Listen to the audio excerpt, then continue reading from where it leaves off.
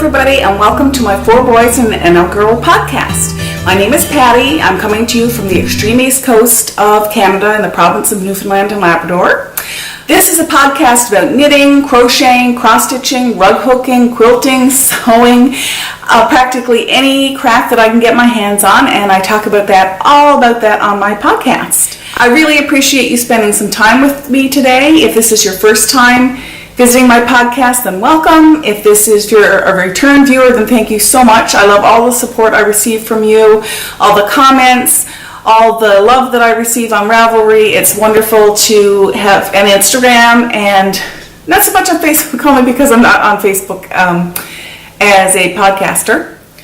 But it's great to be sitting and spending some time with you. I'm sorry I missed last week. Last week ended up, right now my weeks are very, very busy, and they plan, I would imagine, to only get busier as June approaches.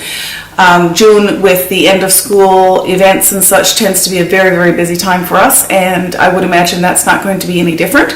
I have, for anybody who's new, I have 3 boys, aged 10, 8, and 6, and a husband, and that's where the 4 boys comes from.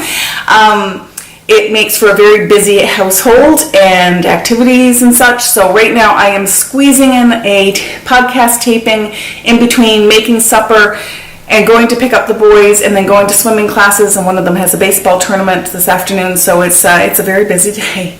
It's Wednesday.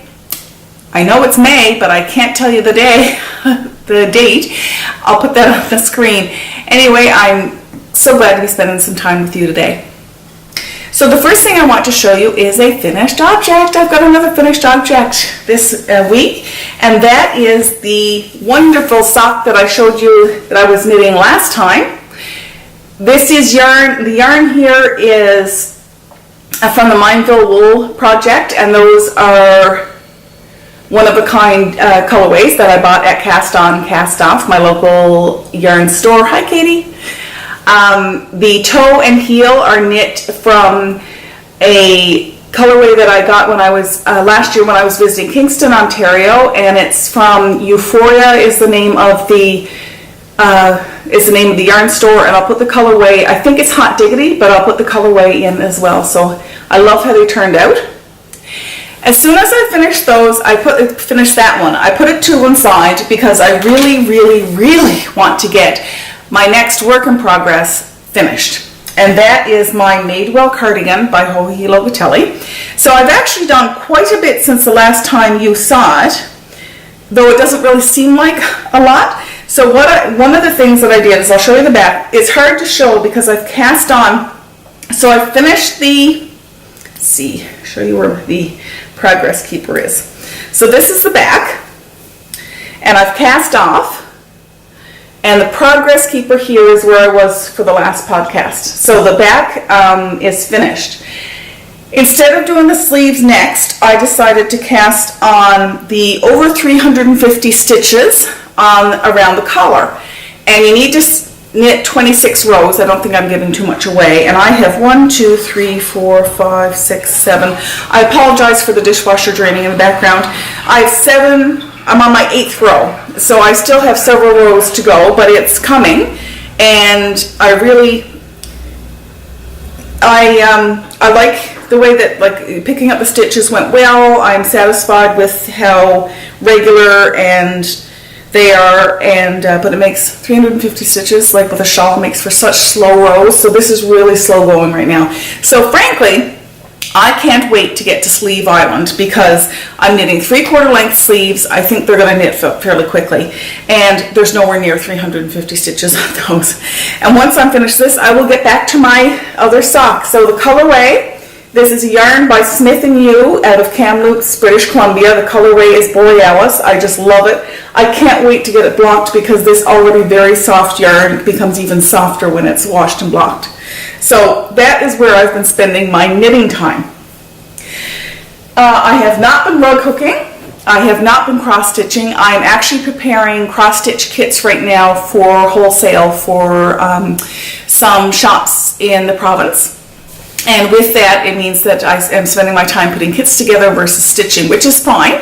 I really enjoy doing that, and I need to get it done. So hopefully next time we speak, I will have those done, and I'll have some more other crafty goodness to show you, because I need to get some sewing done. I need to get that Grenfell rug finished. I have a hook-in Springdale, Newfoundland, that I'm going to on the weekend of June 9th, and I want to get that rug finished before then. And so I've got lots to do. I do have some enhancement, some stash enhancement.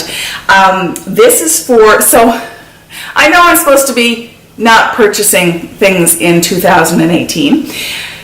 However, this is part of, I don't know if this, I don't really consider this counting, because I've been trying to find a pattern that I'm going to use up some of my scraps for socks.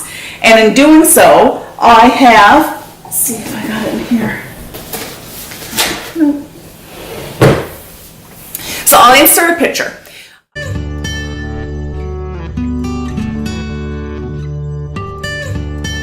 Of one square, miter square blanket, and I was following, trying to think whose pattern I was following.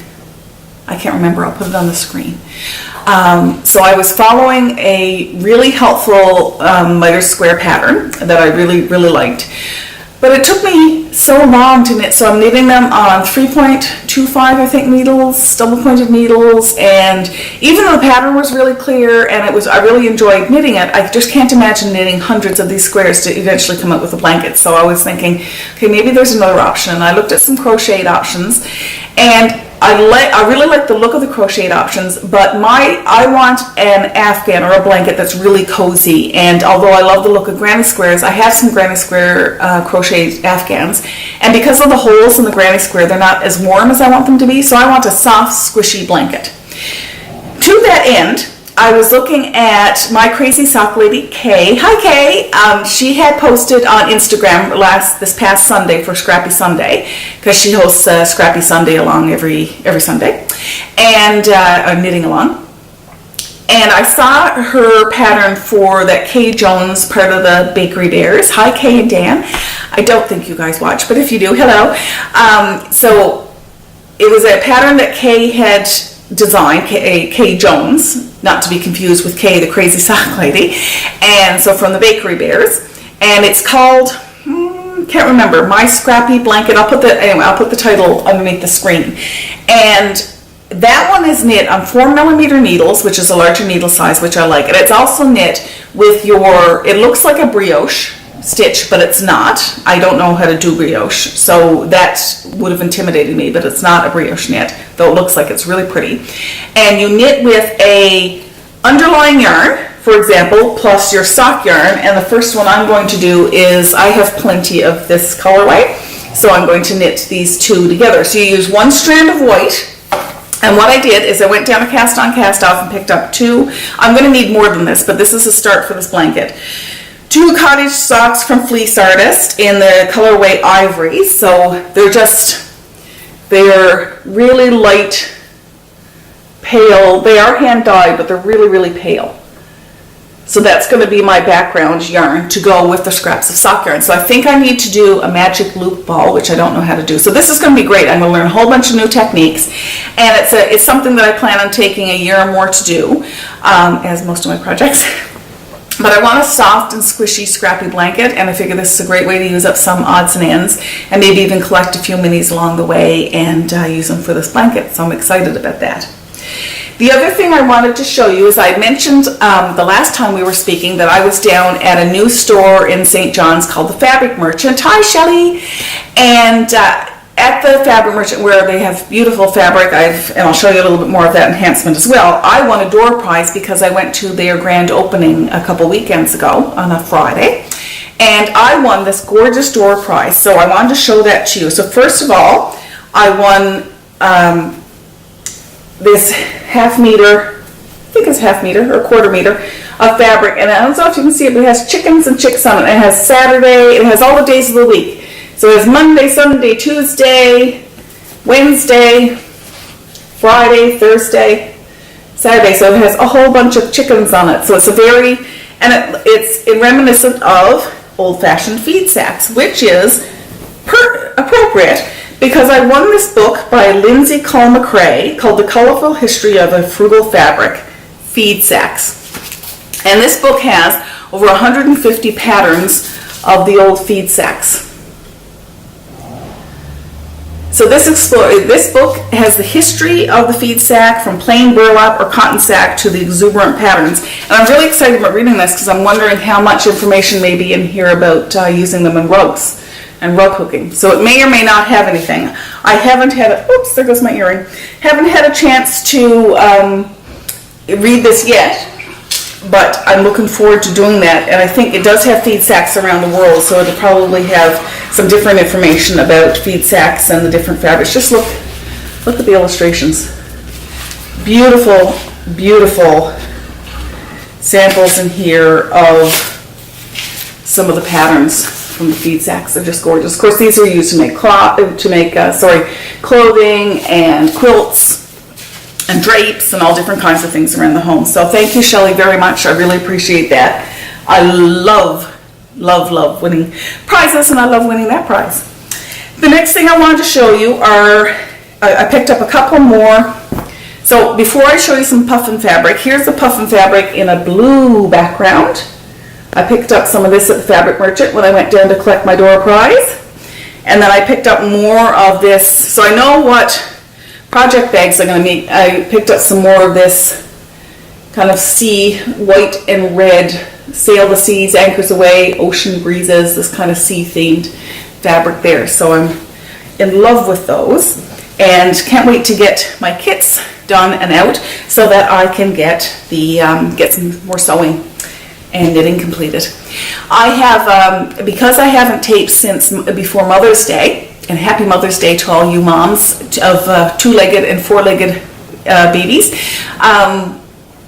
It was Mother's Day in North America, the second Sunday of May. So we celebrated that by going on a lovely hike, myself and the boys, and I have some footage to share at the end of that hike. And I also, the following weekend was just passed, was Victoria Day weekend, which is a long weekend here in Canada, and we purchased a canoe. My husband has wanted his own canoe for 30 years or more. He's always wanted his own canoe. When he was in the military, we usually could borrow one, but since he's retired 8 years ago, now it's time to, I guess, for us to get our own. And just making sure you're still on. So we purchased a canoe. We went out one day with all 5 of us, and that was fine. The boys are small enough that they can fit in the canoe. The only thing is we brought our fishing rods, and it was a windy day. There's just not enough room for 5 people in a canoe plus fishing rods. So the next time we canoe with the boys, we'll do a trip with the 5 of us without rods, and then have a couple people or 3 people go out with rods rather than have all of us. And then 2 people stay at the shore. But my sister-in-law managed to agree to take our 3 boys for a few hours, and my husband and I went for a solo canoe ride for a couple hours at a local pond called Cochrane Pond just outside St. John's. And it was a gorgeous day. The wind was up a bit, but we're more experienced paddlers, so it was fine for us to handle without the boys in the canoe. And the neat thing is that a water bomber that has been in for maintenance was doing training, just doing practice flights over us into the next pond. And so I had some other footage at the end of this video. We'll show some of that, some of the water bomber. And it's kind of hard to see in the video, but that plane was just right there over our heads because it was coming in to land as if to pick up water before it flew away. And I kept doing these practice runs over and over, so I have some footage showing a couple of those practice runs that it was doing. So I hope you're having a wonderful week. I hope you're finding some time to work on something crafty, and I really hope I can see you again next week and talk about more crafty goodness. Take care, and thanks for spending some time with me. Bye-bye.